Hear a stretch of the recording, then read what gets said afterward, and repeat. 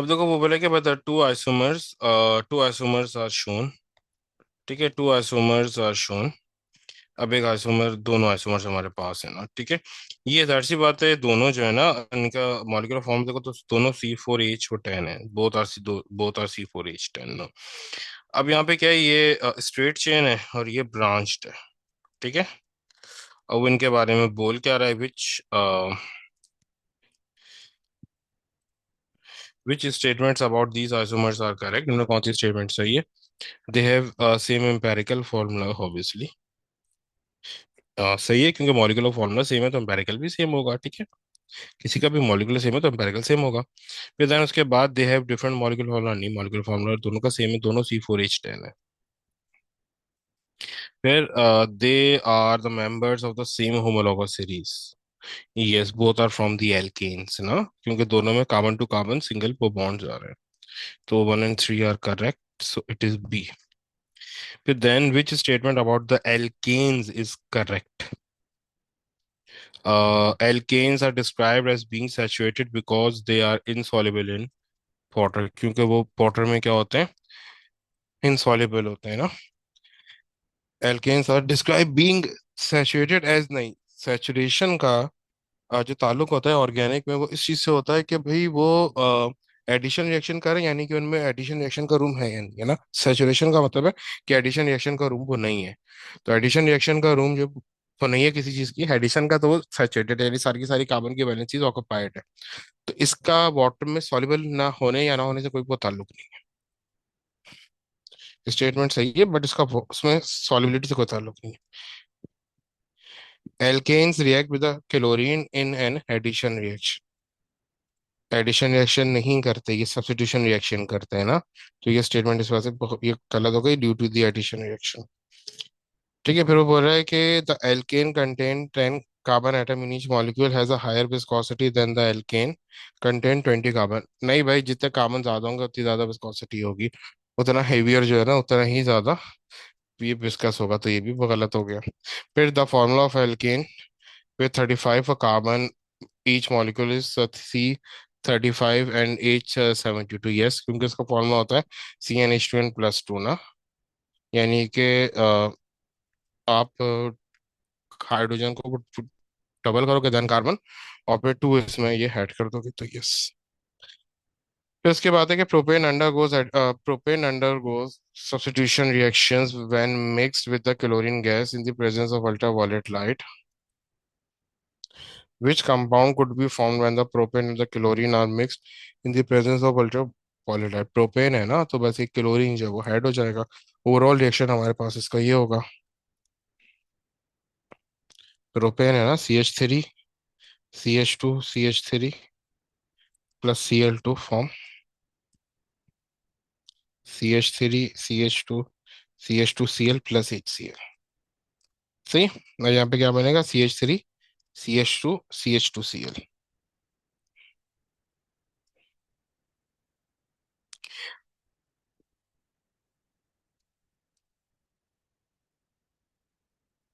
अच्छा, अब एक मिनट, अच्छा अब देखो यहाँ पर।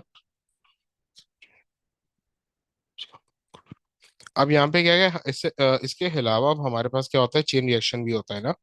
यानी कि देखो, अगर यहाँ पे सिंपल क्लोरीन के साथ रिएक्शन हो गया तो ठीक है, लेकिन एक चेन रिएक्शन भी होता है। यानी कि जैसे यहाँ पे अच्छा, चेन रिएक्शन को कैसे डिस्क्राइब करेंगे। देखो, जैसे हमारे पास यहाँ पे प्रोपेन है ना।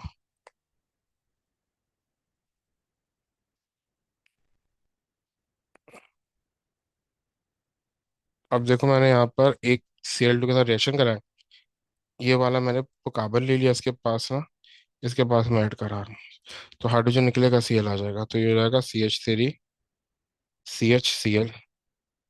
अब अगर ये चेन रिएक्शन है तो इसमें और ये क्लोरीन के साथ होगा, तो ये वाला भी Cl चले जाएगा, तो ये हो जाएगा CCl2CH3। तो यहाँ पर आगे ये रिएक्शन को रुकेगा अगर चेन रिएक्शन हो रहा है। ठीक है। तो या तो ये चीज बनेगी, या फिर या अगर चेन रिएक्शन हो तो ये चीज बनेगी। अब हमें ऊपर देखना है कि इन दोनों में से कौन सा ऑप्शन गिवन है। दो ऑप्शन नहीं होंगे वो गिवन, या तो ये गिवन होगा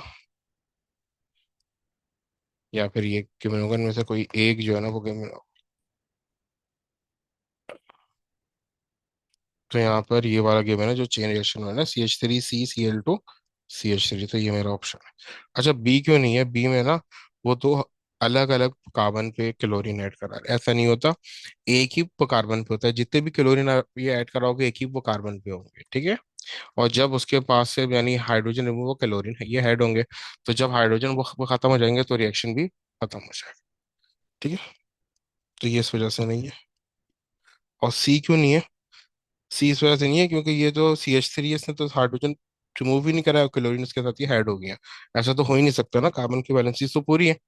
तो पहले यहाँ से एक हाइड्रोजन रिमूव होगा CH3 से, देन क्लोरीन ये ऐड होगा ना, तो यहाँ पे CH2 होना चाहिए, तो वो नहीं है। तो इस वजह से आंसर वो गलत है। फिर डी क्यों गलत है? क्योंकि प्रोपेन बोल रहा है, इसमें तो चार कार्बन आ रहे हैं, तो डी इसलिए गलत है। फिर वो बोले which structure represents an isomer of butane. Butane का आइसोमर ना, यानी कि स्ट्रक्चर स्ट्रेट चेन है ना उसका। अब देखो यहाँ पे पता है क्या होता है, बहुत सारे बच्चे ए बी जो वो लिख देंगे। A is a straight chain, not the isomer. A straight chain है, आइसोमर जो वो नहीं है, ठीक है। क्यों? क्योंकि स्ट्रेट चेन का मतलब होता है कि एक कार्बन एक कार्बन मैक्सिमम दो कार्बन से कनेक्टेड हो तो वो स्ट्रेट चेन होती है, ठीक है। और ब्रांच यानी स्ट्रक्चरल आइसोमर वो कब बनता है? कि जब जो है ना एक कार्बन मिनिमम तीन कार्बन से कनेक्टेड हो। अब यहाँ पे देखो, ये भी ब्यूटेन है, क्योंकि एक कार्बन इसमें ये इसकी वो कार्बन चेन है, और कोई भी कार्बन दो कार्बन से ज्यादा से कनेक्टेड नहीं है,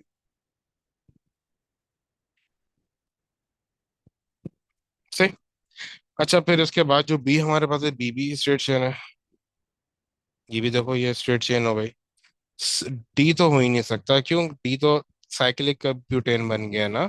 साइक्लिक ब्यूटेन हमारे पास जो होता है वो एल्कीन का आइसोमर होता है, क्योंकि साइक्लिक ब्यूटेन जैसे ये C4H10 है, H8 है, तो फॉर्मूला यहाँ पर अप्लाई हो रहा है CnH2n, यानी कि एल्कीन का फॉर्मूला। तो ये एल्कीन का आइसोमर होता है। अब सी मेरा आंसर है, क्यों? क्योंकि देखो ये मेरी स्ट्रेट चेन है, और ये वाली एक ब्रांच इस पे आ रही है, और मॉलिक्यूलर फॉर्मूला वही ब्यूटेन वाला है, C4H10 ना। तो ये मेरे पास आइसोमर है, यानी कि सी। अच्छा, फिर इसके बाद है कि which statement are true for the homologous series. Which statement are true for the homologous series? Each series contains saturated compound.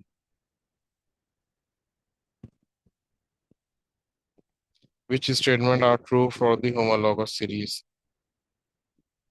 नहीं भाई, जरूरी नहीं है कि सैचुरेटेड हो ना। अगर एल्कीन होगा तो सैचुरेटेड कैसे होगा? अगर एल्कीन होगा तो सैचुरेटेड हो ही नहीं सकता। तो ये ऑप्शन गलत हो गया। सात सब सैचुरेटेड थोड़ी होंगे। देन कंपाउंड वाई,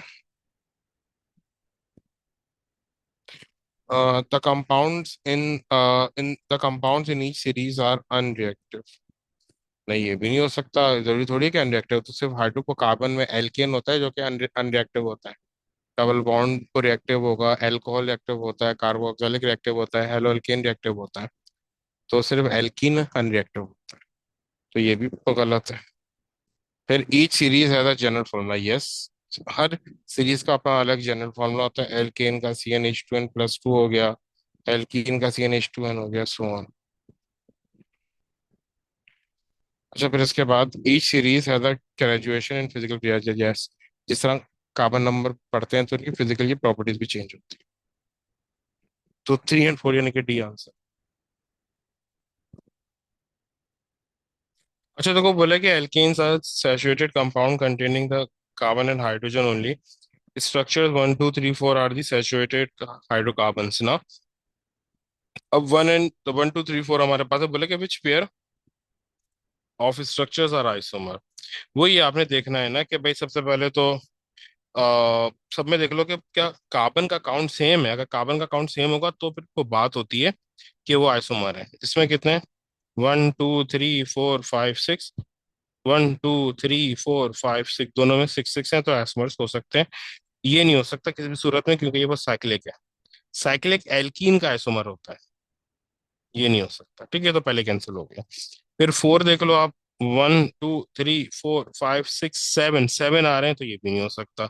यानी कि 1 और 2 ही हैं जिसमें चांस बन रहा है और ये तो मैं चेक भी नहीं करना आ गया ना भाई। देखो इसमें इसमें 7 तो कार्बन्स हैं, इन दोनों में 6 6 हैं, और ये तो वो कुछ साइक्लिक है, तो ये तो एल्कीन का आइसोमर है। तो दो ही बचे, 1 और 2। तो इन्हीं दोनों में से आंसर होगा यानी 1 और 2। इनका और कोई चॉइस ही नहीं है, तो मैं चेक करने की जरूरत ही नहीं है आगे। Which reaction which reaction is an addition reaction. Alkene में एडिशन रिएक्शन होता है ना, making ethane from making ethane and ethene from butane. Butane का रिएक्शन है तो क्रैकिंग हो रहा है, और ब्यूटेन का रिएक्शन जो है ना, एल्केन का रिएक्शन जो है वो एडिशन बना ही होता। तो ब्यूटेन की वजह से ये गलत हो गया। फिर उसके बाद making ethene from ethene and hydrogen from butane. अभी बताया ब्यूटेन एल्केन है, एल्केन में एडिशन रिएक्शन नहीं होता, सब्स्टिट्यूशन होता है, गलत। फिर सी में बोल रहा है कि भाई the manufacture of margarine from the vegetable oil. Yes, ये हमारे पास एडिशन रिएक्शन, ठीक है। फिर वो बोले कि compound Q is a hydrocarbon that has no isomer. Compound Q hydrocarbon है, इसका कोई आइसोमर नहीं है। Compound Q doesn't decolourise bromine in the dark. Which compound could be Q. Doesn't decolourise bromine ना, यानी कि ये एल्कीन नहीं है। सही।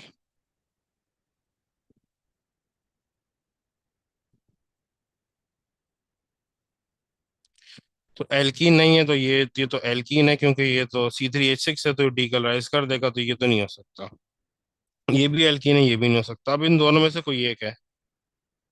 लेकिन वो बोले कि इसका कोई आइसोमर नहीं है। सो बेसिकली प्रोटीन का कोई आइसोमर नहीं होता। आइसोमर स्टार्ट ही जो है ना 4 कार्बन से होता है।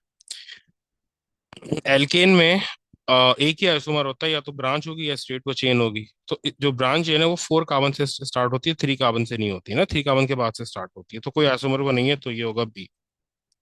फिर वो बोला है when molecule of a saturated hydrocarbon is correct, it forms two molecules X and Y. Which row, इसके अंदर से कौन सी रॉ जो है वो करेक्ट है।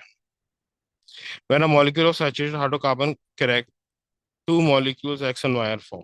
देखो अब दो टाइप की हमारे पास ये क्रैकिंग होती है, जब हम लॉन्ग चेन एल्केन को क्रैक करते हैं ना स्मॉल चेन बनाने के लिए, तो एल्केन और एल्कीन बनता है। एक ये होती है। फिर दूसरा क्या होता है क्रैकिंग में, नॉर्मल एल्केन, उसमें लॉन्ग चेन करनी, उसको क्रैक करते हैं तो एल्कीन और H2 बनता है। तो ये दो टाइप की क्रैकिंग हमारे पास होती है। तो ये दो प्रोडक्ट हमारे पास आते हैं। एल्कीन का फॉर्मूला CnH2n+2। एल्कीन का CnH2। ठीक है। तो अब यहाँ पर एक्स और वाई, एक्स खाली एक्स क्या बन सकता है, देखो अब यहाँ पर एक्स में H2O तो आ ही नहीं सकता, तो दोनों तो गलत होगा, यानी कि H2 इन दोनों में से कोई एक होगा। फिर जो वाई है, वाई क्या होगा, एल, अगर मैं ये बना रहा हूँ तो वो एल्कीन ही होगा। H2 बन रहा है तो दूसरा एल्कीन ही होगा, ठीक है। तो एल्कीन का फॉर्मूला देख लो, CnH2n।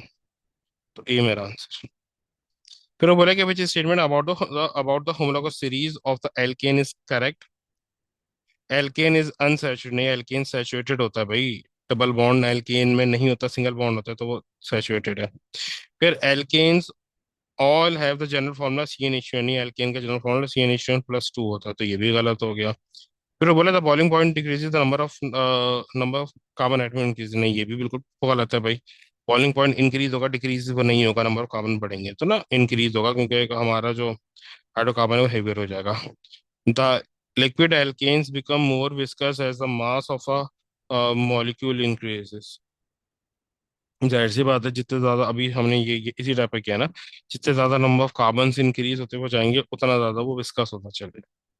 तो डी।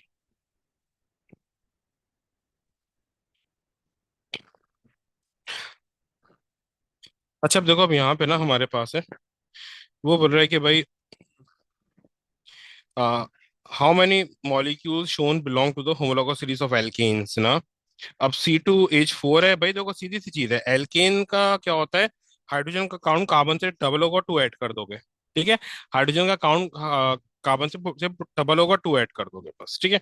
और अगर हाइड्रोजन का काउंट कार्बन से एग्जैक्ट डबल है तो वो एल्कीन है, ठीक है। और अगर हाइड्रोजन का काउंट कार्बन से डबल है और डबल के बाद 2 ऐड हो रहा है तो वो एल्केन है, ठीक है। तो ये भी नहीं है। C2H4 भी एल्केन नहीं है, एल्कीन है।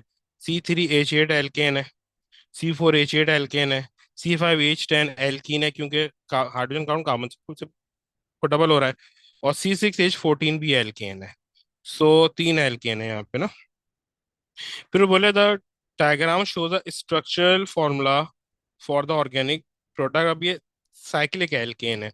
Which statement about this compound is correct? ये साइक्लिक है ना?